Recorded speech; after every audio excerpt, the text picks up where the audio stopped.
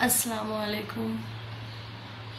आज पहली सहरी है और जब मैं पहली सहरी कर रही थी ना तो अब्बू की बहुत याद आ रही थी, क्योंकि अब्बू सुबह सुबह ही मस्जिद पहुंच जाते थे, लोगों को जगाते थे, नात शरीफ पढ़ते थे, नमाज पढ़ते थे, पूरी मस्जिद की सफाई करते थे।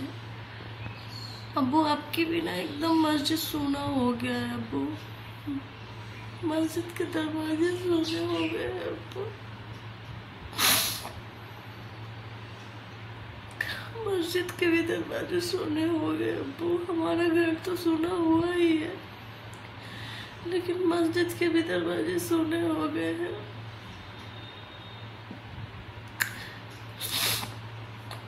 अब्बू अब कितना अच्छा नात पढ़ते थे, लोगों को जगाते थे सहरी के लिए, नमाज के लिए लोगों को बताते थे।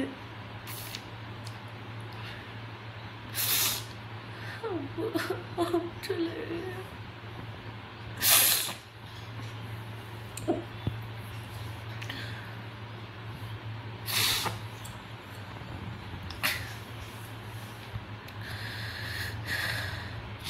अब हम सब के लिए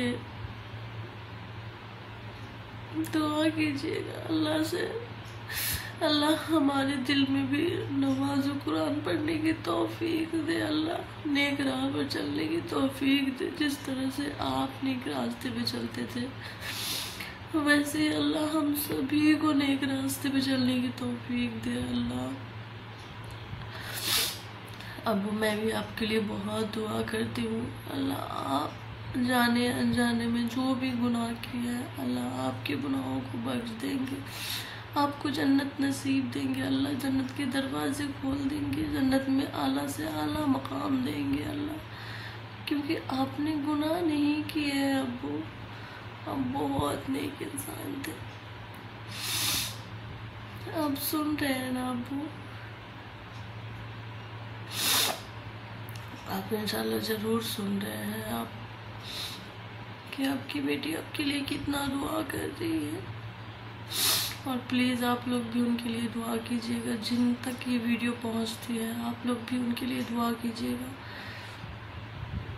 बहुत अच्छे इंसान थे मेरे अब्बू, बहुत अच्छे इंसान थे।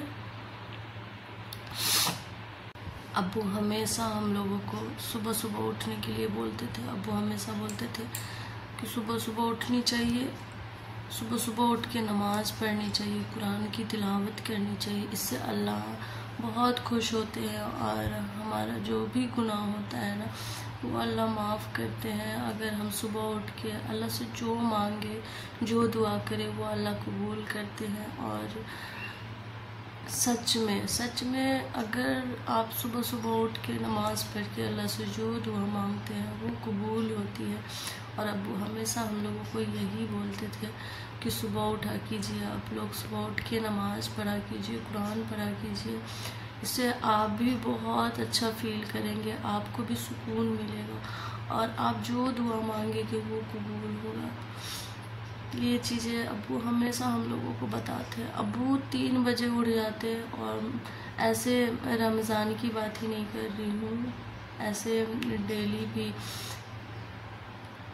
12 महीना भी अब्बू सुबह 3 बजे जग जाते, मस्जिद जाते, पूरी मस्जिद की सफाई करते, झाड़ू लगाते, जानिमाज वगैरह को अच्छे से झाड़ के बिछाते, फिर झाड़ू लगाते, फिर अजान देते, नमाज पढ़ाते मस्जिद में। अगर मौलाना नहीं है तो पूरी रिस्पॉन्सिबिलिटी अब्बू की होती थी नमाज पढ़ाने की, और मस्जिद की जो भी काम होती थी देख रेख सब अब्बू करते थे। क्योंकि मौलाना साहब थे तो वो चले जाते थे कहीं कहीं, तो सब कुछ अब्बू ही करते थे। अब्बू तभी तो अब्बू का लास्ट टाइम भी अब्बू एकदम कलमा पढ़ते हुए इस दुनिया से रुखसत हुए हैं। अब्बू मेरे हमेशा अल्लाह से दुआ करते थे, अल्लाह मुझे ठीक कर दीजिए या फिर अपने पास बुला लीजिए, निजात दे दीजिए।